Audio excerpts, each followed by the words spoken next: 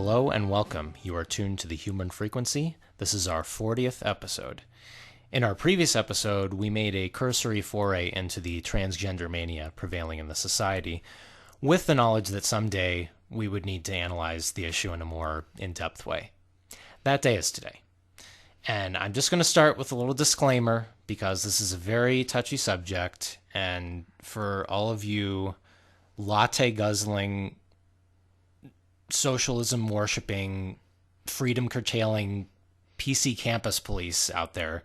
Actually, you're probably not listening to the show. Your head's buried in the LA Times, I'm sure. But for any of you that are listening, I just want to point out that before you start throwing your accusations my way, Camille Paglia, who is perhaps the most NPR'd out of any one of you, has talked about the transgender mania problem.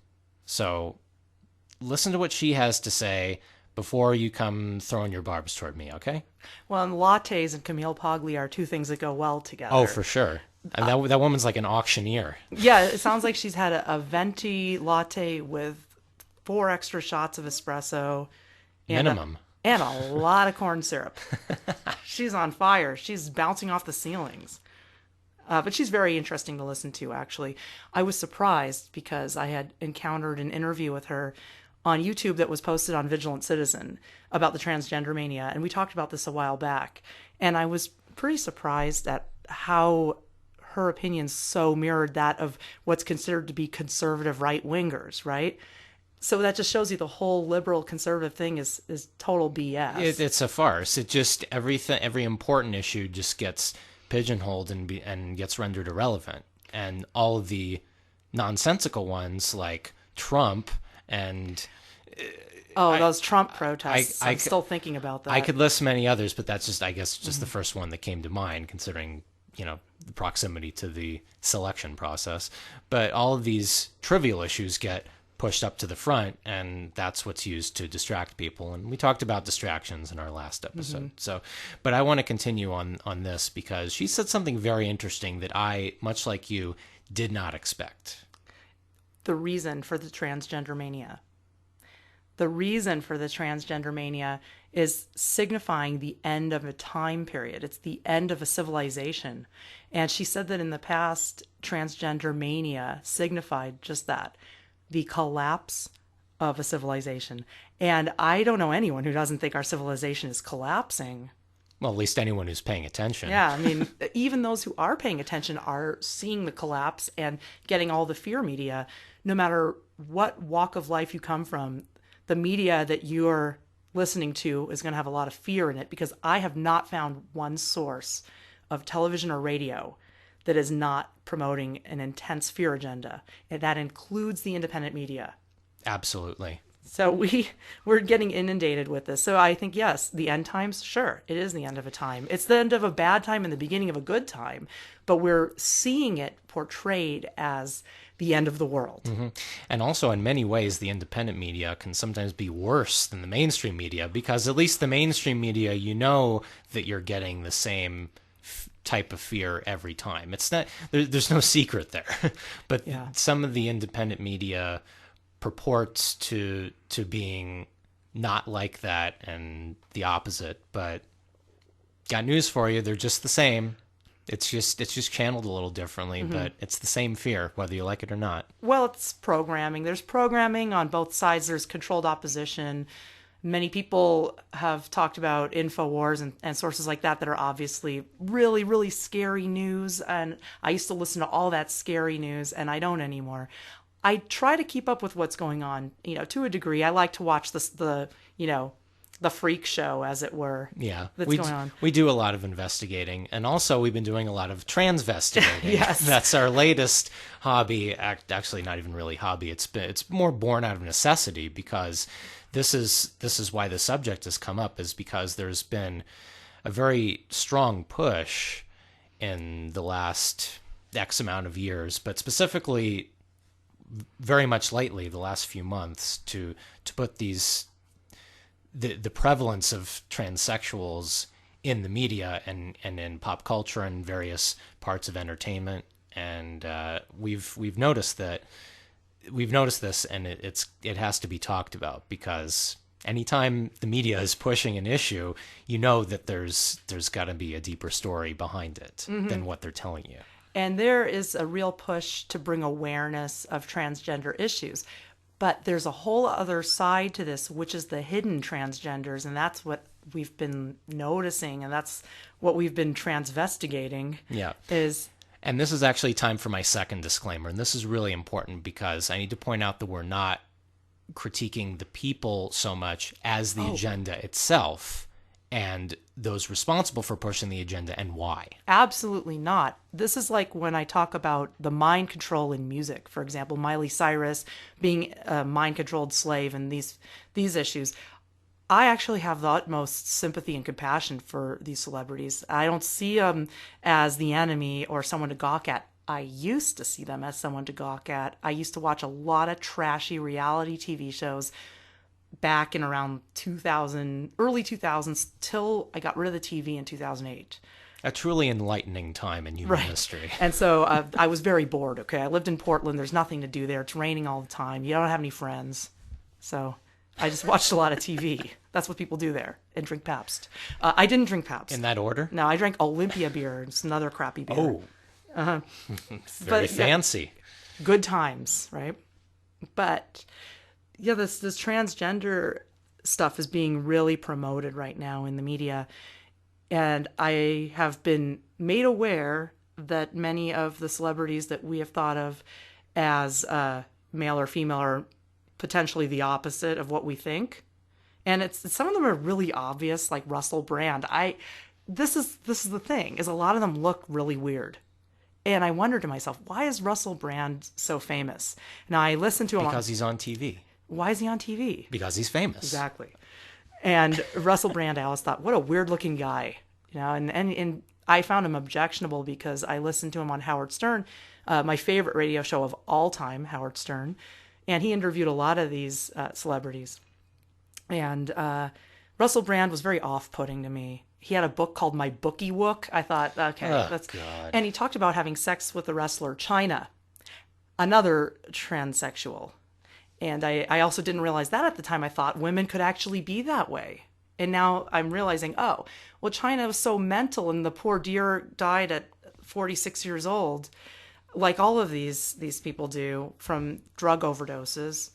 I believe that was the story Quote, with unquote, Chyna. drug overdoses. Well, I did, and I realized that she was completely a mental patient. And then I thought to myself, this woman this is something I just realized. I don't know how I didn't notice. She's a man. You can't get a physique like that as a woman. I worked out like crazy. I never had a physique like that. And I put on muscle easily, but I never looked like that. So yeah, and we've noticed some other stuff about certain features too. And Russell Brand. Okay, let's go right back to Russell Brand, who was talking about having sex with the wrestler Chyna. Well, Russell Brand is a woman.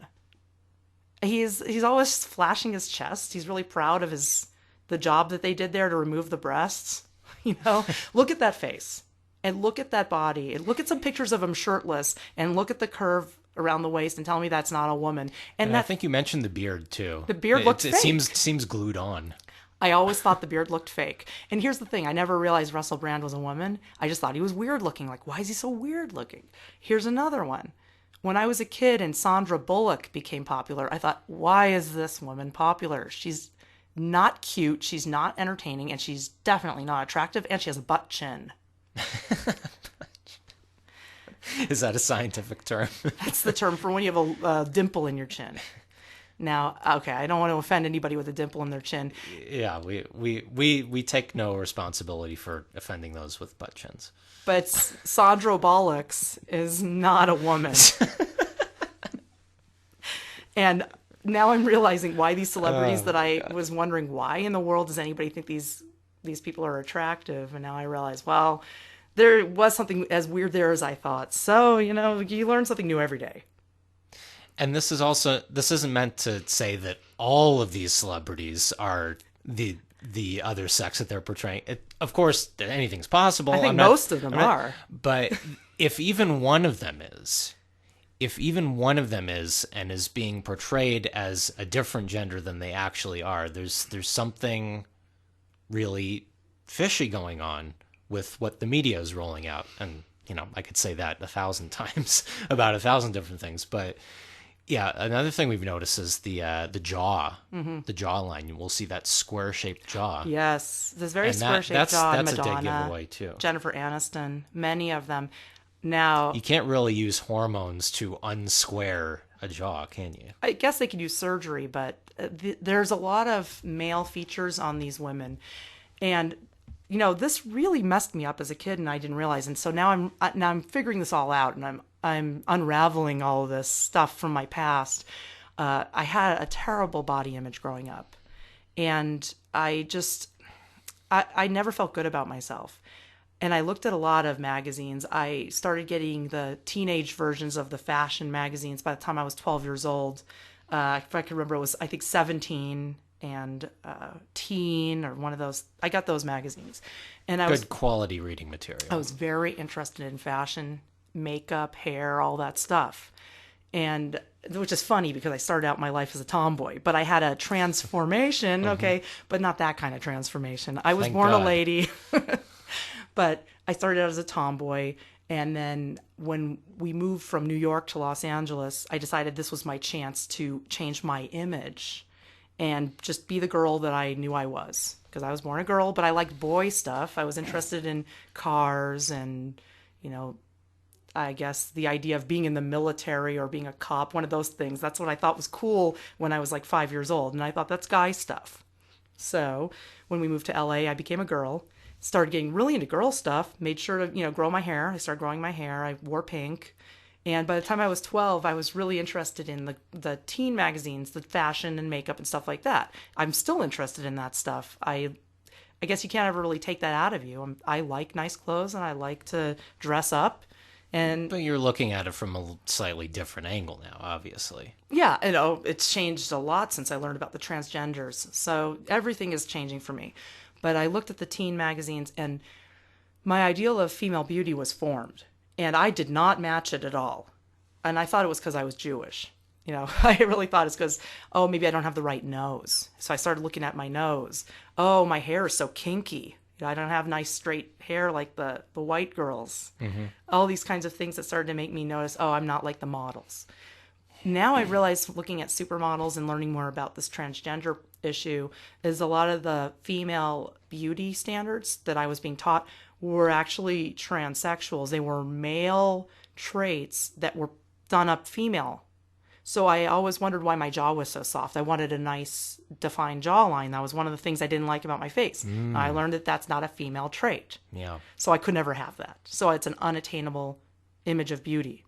And now it's obviously intentional that they're parading around this unattainable standard, Right. and making all of these girls in that age group look at that going, why can't I be like this? I don't have this right. That's wrong. It messes with your head. It messes with your head, and there's more. Now I realize why women get eating disorders, because if they're male models that have been changed into female, they're going to have very low body fat. And I always wished I could be emaciated like the models.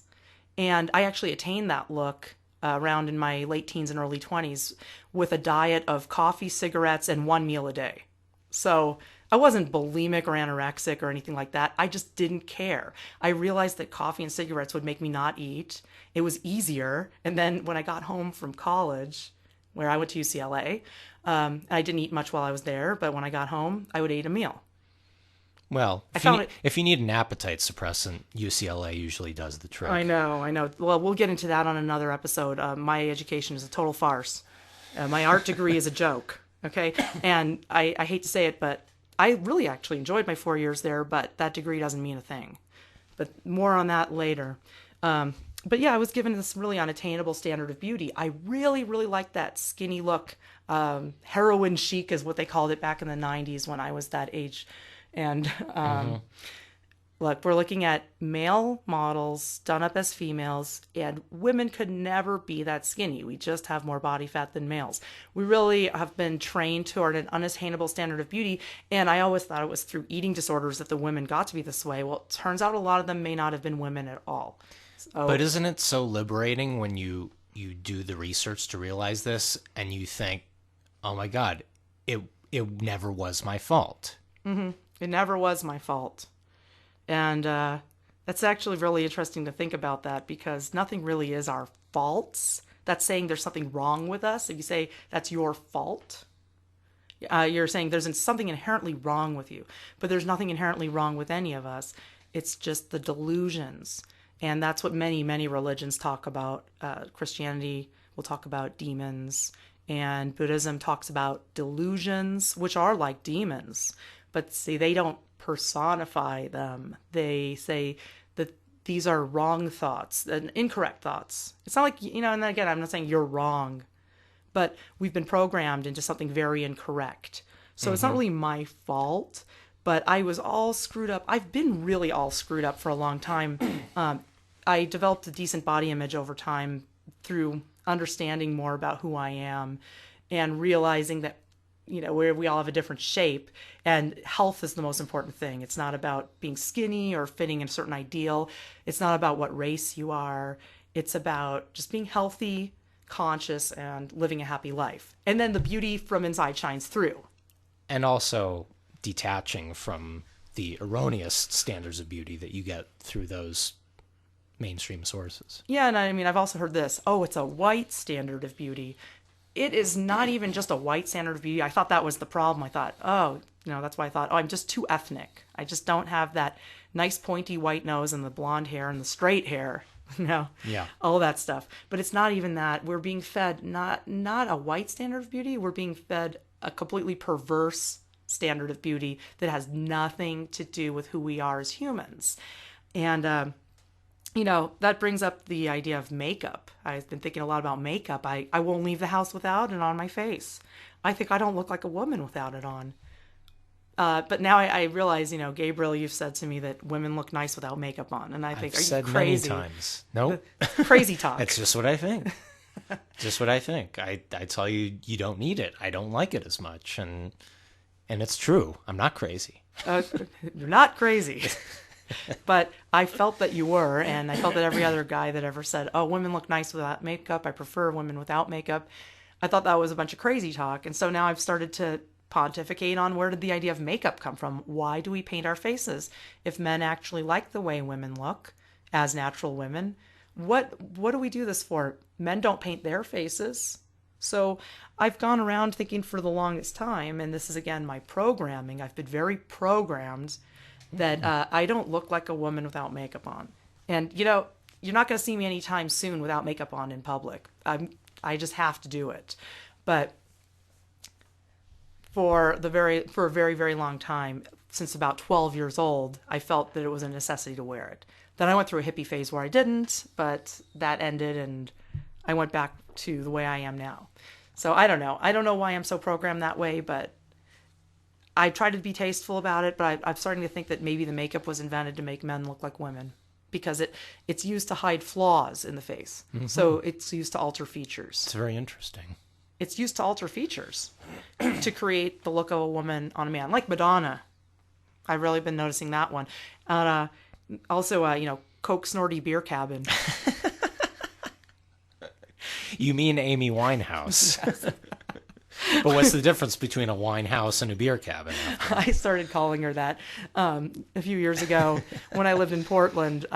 She was very popular at that time. It was around the mid-2000s. And the Portland Mercury, which is just a terrible free newspaper in Portland, did the one funny thing that redeemed the whole paper forever for me, which was referring to her as Coke Snorty Beer Cabin.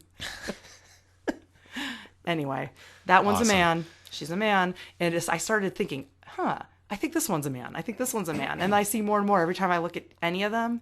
I examine their faces. I look at their bodies because believe me, they show their skin a lot. You'll see they're men. Amy Winehouse, poor dear. This is the saddest of all. And so this is why I go back to the idea of this is not your fault. This is not my fault for not realizing. And this is not the fault of the celebrities who are put through this because it's not actually like they're trying to trick us. They've just been bred and created for this purpose and have no control over their lives at all. So Amy Winehouse is a very sad story.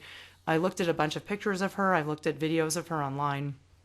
And she was clearly born as a boy. She was born as a not attractive boy. And what's more traumatic than being born as an unattractive boy and then being turned into a girl. You could see a picture of Amy Winehouse as a child, and she has pigtails, but she looks like a boy wearing pigtails. So I've seen that in a lot of pictures of her wearing very scant clothing, and the body shape is straight, and she looks like a man in drag. She looks like the guys that you see on the number 4 bus going down Santa Monica Boulevard. Hate that bus. Well, waiting for that bus at the corner of Santa Monica and Vermont at 2 a.m. with the giant sewer bugs crawling everywhere is just a bad scene. And then you get on the bus, and then there's people that look just like Amy Winehouse, but they're trannies, and some guy with a bunch of cans of beer offers them beer in a bag, and they drink it, and then they get off the bus together in West Hollywood, and who knows what happens from there. And they leave the beer on the bus, of course. Well, empty cans. Yeah. Not the full cans. No, they take those with them. Amy Winehouse looks just like those transsexuals I've seen on the bus late at night going into West Hollywood. And it's a sad story because you know how screwed up she was. You know about all the problems she had. And everybody says, oh, what a train wreck. Mm-hmm. I knew from it goes back to the gawking. Well, again. I knew it was a childhood issue. Even back then, I knew her parents must have screwed her up. Well, they really did screw her up. They took a little boy, turned him into a little girl, and this man was bred to be in the media confusing all of us. So there's so much to talk about with Amy Winehouse. When she sings I'm Not Going Back to Rehab, she's saying that she doesn't want to go back into the shock treatment, the MK Ultra programming. The torture chambers. The torture. That's what rehab means with celebrities. So this is all just becoming unveiled for me this year. All this is new for me, all these transsexuals. And I actually feel really, really bad for Amy Winehouse. It's a very, very tragic story, perhaps the most tragic of them all.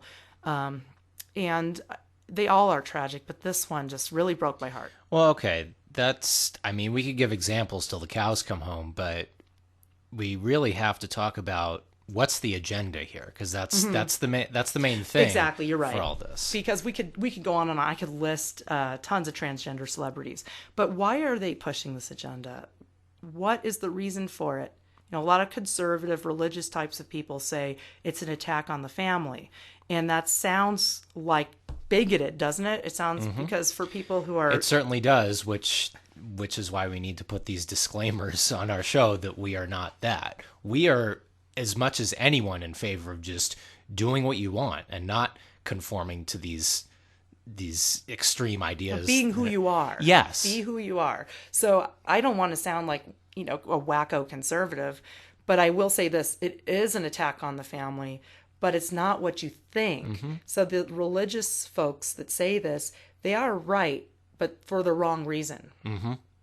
So what is going on here? What's really happening here is a great confusion and something that keeps men and women separate. Because what they did to me was they gave me an ideal of female beauty that I could never attain. And so I always felt bad about myself. And as a result, it took me a long time to start dating and being a normal woman with men. And likewise, I feel like it warps males' minds too. I mean, you're going to have this really strange image of who are the most handsome men on earth, and they're all, transgender women, which is weird enough. But also, I feel like the men are given an image of women's beauty and taught what a beautiful woman is. Right. And the woman will never look that way. They're being taught that a man's form with makeup on and female clothes on is the most beautiful. So this is going to screw everyone up. Yeah. Because across the board. Even if some people are gay, and that's okay, that's their thing, and some people are straight, but for the straight people, it gets very confusing in times like this. And well, the thing is, you mentioned the religious people, and yes, they are right, but for the wrong reasons. And their reasons, by and large, is that they'll say, this agenda is satanic, it's New World Order stuff, and they'll get on that trip about it. But that's an overly simplistic explanation. That's just the surface explanation. There's something far deeper than that, and they don't really go into that, I've found. And the way that we finally figured this out is that we've been thinking about the idea of marriage, because Gabe and I always considered ourselves to be married, but never got married. Well, we never understood what marriage was. And this ties into our understanding of the legal name fraud and the things that we've learned under that umbrella. And this connects with it too, because marriage is one of those things that everyone just takes for granted what it is. It's the joining of a man and a woman together. Now it's two people together. Whatever it is, the joining of two humans together. But there's this whole civil element to it. And if anyone who has listened to our show knows at least a little bit about our legal name registrations and what that means. So how does that tie in with this civil ceremony? It doesn't. I mean, the marriage is not a civil ceremony. I mean, that's what I mean. The legal name, well, okay, I'm going to get into the whole legal name thing. If you've registered your legal name as a business entity, then you're free. And we've talked about this a lot. And the idea of marriage has been very confusing to us because we never want that government contract. And a lot of people who don't know anything about anything know that much, that government contract has nothing to do with love. And so the civil marriage actually doesn't exist. And now we've realized that. So now Gabe and I can finally get married. Right. And we're going to get married. Yes, we are. And so now we're announcing that we're going to get married. That's right. This is the announcement. This is it. and it's all downhill from here. Okay. And I'm really excited about it too. I am too. And I'll take this opportunity to point out that anything you need a license for is against the law, because that's what a license is. It is permission to break the law. Yes. And we'll discuss more about this later and give a great link on YouTube of where to find information on this. But if you need a license, then it's not legal. Which means marriage is not legal. And the license does not make it legal. It just sort of... It gives you permission to break the law. Yes. And so a civil marriage is illegal. So we're not going to have one. And we were always concerned about that. That's why we never did it. We're not going to have a civil marriage because no one can do that legally. And the reason for that is by the law of the land, marriage is between a man and a woman, or for some, a man and a man, or a woman and a woman. But it's not between two legal fictions. Two legal fictions cannot get married. So if you are running around thinking you are that legal fiction on your driver's license, on your birth certificate, and if you think that's you and you haven't registered it properly as a business entity in compliance with the law, you can't get married. You need a license to do it because it's illegal. Because you are at that point still the business entity. You haven't separated yourself from it. You don't understand that that's not you. So two individual, a man and a woman, who have not registered their business entities can't legally get married, so they have to get a license. Gabriel and I can get married because that's not a civil ceremony. It's not a piece of paper issued by the state. It's done by a rabbi for us. And in fact, some sources I've read say that we are already married and you don't even need the rabbi to officiate over it. But I have read different sources, so I have to learn now more about that. But the marriage is a private contract between a man and a woman. It's not written out. It's not between the business entities. It's something separate from commerce. So if you get a marriage license and a marriage certificate from the state, you have not only violated the law of the land, although you've gotten a license, so you've had permission to violate the law, but you've also violated the law of the Bible. It's still a violation. Even if you have the permission slip to do it, it's still a violation. Mm-hmm. So we're very happy to know now that we can finally get married legally. We can finally have a Jewish wedding. We're going to have Oh my God, a Jewish wedding. Oh my God, Bubla, it will be the best. There will be Chazarai everywhere. I'm going to Platz. So exciting. We're going to get the whole mishpacha together in Los Angeles and have a Jewish wedding. And I won't stand for you hawking me a chinik this time, or I'll give you a zetz. You can't zetz your wife. It's true. Against the law. Heaven forbid. So yeah, that's great news for us. It's great news for everyone. And it's great news for you, the listener, because we will do the Jewish voices far more often at that point. Exactly. So going back to the agenda of why is there an attack on the family and on marriage, it really is happening. And it's not, I'm not trying to bring up the whole gay straight thing at all. This is an attack on love. That's what it is. The attack on the family, the reason that the New World Order or the elite, whatever you want to call them, or whatever they call themselves, the reason they're pushing this agenda is to confuse us and to destroy our lives. They want to destroy our love. So that's what's behind it. It's very subtle. It's very subtle. It's very slow, by the way. It's a very slow programming, and they do everything slowly because that's the speed they move. They can't move as fast as we do. That's why they never win, because they go so slowly. It's all the slow kill agenda. Let's feed them fluoride in the water for a few decades and slow kill them. Let's spray them with chemtrails. Yeah, let's feed the them neutralization GMOs. of the cell phone tower array. That's not going slowly. No, it's going really fast. Yeah. So they move slow. So this agenda is a slow, insidious way of programming us to confuse us and ruin our relationships. They're ruining our ability to even see each other as for what we are. They're ruining the ability of men and women to relate to each other. And by confusing the vast majority of humanity into not knowing who they're really loving, or to not even be able to love because they've been given an ideal that can never be met, they're ruining so many relationships and potential relationships. And that's what they want to do, because according to the Bible, a man must not be alone, meaning a man must not be lonely, meaning spiritually lonely. It's not that the man needs a woman to take care of him and wash his dishes. It's that two human beings need each other for spiritual fulfillment. And so what I've realized is that marriage is as holy as I was starting to think it was. It really is that holy. Marriage is a sacred union between a man and a woman and God. And so with us, that's what it is. And that's why there's such an attack on it, because once you find your soulmate and you have that sacred union, you both become so much more in your own power as human beings. And your that own would power, explain it's why God's they don't power. want that. It's That would explain it. Yeah, it's God's power, and God speaks through us. And we work for God. So, And God is nothing more than the life force energy we have found. we have found that. That's what Wilhelm Reich found. The scientific explanation of God.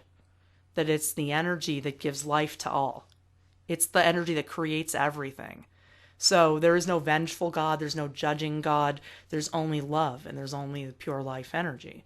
And when a man and a woman, and I mean, maybe a man and a woman and a woman, that's not my place to decide. I just happen to like a man. And I happen to like one woman.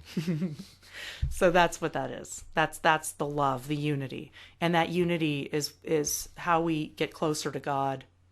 It's necessary. And you know that even statistically married people live longer. There's a reason for that. It's the life energy. It's the energy of love. That's what they want to crush. That's what they want to squash. They're trying to screw us up so we can't love each other. Yeah, and all the stereotypes about unhappy marriages that are being put forth is just, it's overwhelming. So there is an attack in that area, but again, it gets lumped in with the religious fanaticism element, and that's simply incorrect. And I think you've done a great job explaining why that's so. Well, I hope so. A great teacher on this, much better than myself, is a man named Marcus that you can listen to on YouTube. His channel is called Servant King, and it's a really excellent explanation of all these crazy, convoluted things we're doing to ourselves because we have turned away from the law, we've turned away from God, and we've created a false God called government, called our country. And so by creating this false God, so this explains the legal name problems, and this also explains a lot of our spiritual malaise in our world today and where it stems from. It's called Servant King. Just look up Servant King on YouTube, and Marcus teaches a series called the Confusion series and the Unraveled series. And I recommend watching Confusion first because it gives a very excellent and basic explanation of very difficult concepts. And it's through watching this and through reading and understanding the work of Douglas Joseph, who we've referenced before, and we've given a scribed page, and we'll give it to you again. This is a great way to understand what we're doing to ourselves through this false god that we've created, and we are practicing the occult because we have made the dead legal fiction ourselves. We are bringing the dead to life. That is the satanic occult. It's witchcraft, and we're doing it every single day To without ourselves. even realizing it. We don't even realize it. So check out Servant King on YouTube. Check out those 2 series. Now, he is from Canada, so it's going to be a little different, from the U.S. to Canada, but he does explain the crossover between those things. It's very, very informative work that he has done, and the videos are long. They're between 15 minutes and an hour and 15 minutes each. Worth watching. So you got to take the time, really just sit down, and if you have to rewatch stuff, that's fine. We had to as well. So it's a very good tool for understanding really the brains behind the operation, if you will. Yeah, it's about why they're doing this, who's doing this to us, and then what we're doing to ourselves, how we're participating in this fraudulent system. So it's the spiritual element of how we've turned away from God. And it's that whole civil life that we've started to lead that has kept us in slavery. So I've always talked about there being a spiritual aspect to this legal name registration, and Marcus is a great source to put that all together for you, so you really understand the deeper implications. Now, when we were talking about marriage, that has deeper implications on a universal level. All of these things do. They all are on higher dimensions as well. So when we make this, we make a marriage in the 3D world, that actually has farther reaching implications. When we fill out the assumed name, when we file the assumed name certificate, that has higher implications too. What we're doing is we are now turning away from these false laws of man and returning to the laws of God, which is the ultimate good. If we follow that, it's not a religious thing either. It's just, it's if you follow the natural law, is what it is, the law of the universe, you will do well for yourself. Which just means doing the right thing. And Marcus talks about how mind control has affected people and brought them over to the side of doing the wrong thing. And that is on so many levels too. But he explains this very thoroughly, and he gives solutions. I mean, we wouldn't be advocating him here on the Human Frequency if he wasn't solution-oriented. So please check out Marcus, a.k.a. Servant King, on YouTube. Very informative series. Yeah, it's like a lot of the stuff that Jordan Maxwell spoke with us about, but way more thought out. He has actually, pinpointed what we're really doing to ourselves and not just taking it as a assault on us. They're doing this to us, but what we're doing and how we can change that. So once you learn what he's talking about, then it'll be so much easier for you to understand the legal name registration, because there's no point in registering your legal name until you understand it, because you're not going to be able to use it if you don't understand it. So yeah, definitely check it out. He knows it's confusing. He reassures you many times. That's why it's called the Confusion series. And in the other series, he says, I know this is crazy to wrap your head around, but these are the concepts that you have to just repeat over and over again. It's deprogramming, and it's reprogramming with the things that really matter and getting rid of the things that have led us astray for our whole lives. Well, we have really enjoyed the beginning of 2017 and all of the crazy things we've been learning. In the last few months, we have learned that every mountain and mesa on this planet was once an ancient tree. We've learned that so many of the celebrities that we've been looking at are not what they seem. And this is just to add on top of all the stuff we already knew. Like, we knew about 9/11 for a very long time. We've known that the weather is not what they tell us it is for a very long time. So we're just one by one uncovering all of the deceptions. And really, I can't even imagine what's next. Well, we'll be back in a week or so with the next crazy, huge discovery that's going to completely shatter the foundation. Yeah, well, I hope so. But if not, we will be back with something. And you can see what we're up to at our website, thekembo.com. And we've got some events coming up. We're going up to Northern California in a couple months to do a public talk. And we're going to be at Contact in the Desert. And actually, we'll probably be at Conscious Life Expo next month, too. So we'll get a chance to meet up with you and see you somewhere out All there. of our Los Angeles-based fans. I know there are many. Yeah, so we've got a lot of stuff coming up, and we're just continuing our work here, tower busting California and beyond. And if you want to check out what we've done with that, that's thekembo.com. I've got the blog site with day-by-day reports on the weather war, thekembo.tumblr.com. You can link up there to on our website to our Vimeo page and our YouTube page, so check it out. And our Etsy store as well. And again, thank you to everyone who has bought Orgonite from us. We very much appreciate it, and it allows us to continue our tower busting further out into the country. And it actually makes it so we don't have to do as much tower busting because so many other people have been helping That's tower right. bust too. Thank you for tower thank busting. You for tower busting. Thanks for listening to The Human Frequency. We'll be back again next week. See you then.